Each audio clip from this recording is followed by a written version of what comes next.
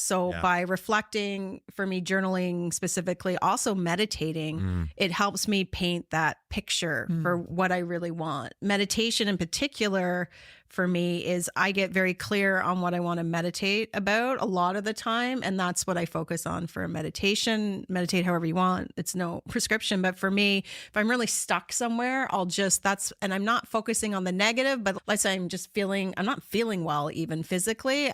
My meditation is all around, I am healthy. My body continues to heal. So like that, and I will do a whole. So it crystallizes for me the vision part. And I don't mean like life vision. I just mean like it can be a small thing that I'm trying to work through. It gives me clarity. It's maybe a better word. I love that because I was thinking clarity as well. But then as you started talking, it's for me, it helps me show up more authentically through reflection. When something is bothering me now, which is part of what when I reflect, I'm able to now get clear on what is really bothering me. Is that a me problem? And so I'm able to address that. And when it is someone else's issue, now I have the voice, because I know what I want to say, to be able to speak up and say, hey, here's how I'm feeling, and have those conversations. There's so many benefits. There's hundreds of benefits to having a reflective lifestyle. Like you talk about being your authentic self. That's certainly, I would say it helps me stay on course with who I am more of the time. It's like the pilot flying the plane,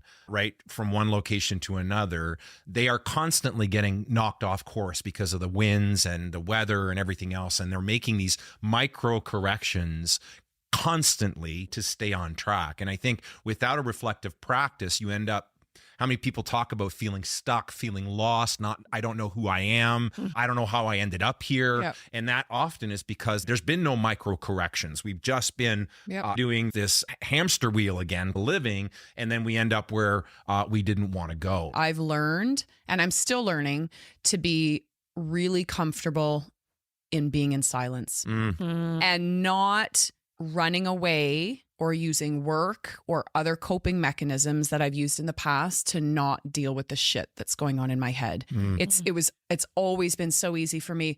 Don't want to deal with it. Oh, out of sight, out of mind, not doing that. I'm going to go work. I'm going to do everything else but deal with what's going on in my head. So I've gotten really comfortable to be okay with being in silence, and also being okay on those days when I'm trying to be silent and the thoughts are still coming in, using what you said, getting curious. Yeah. And you've done this as well. Oh, that's an interesting thought.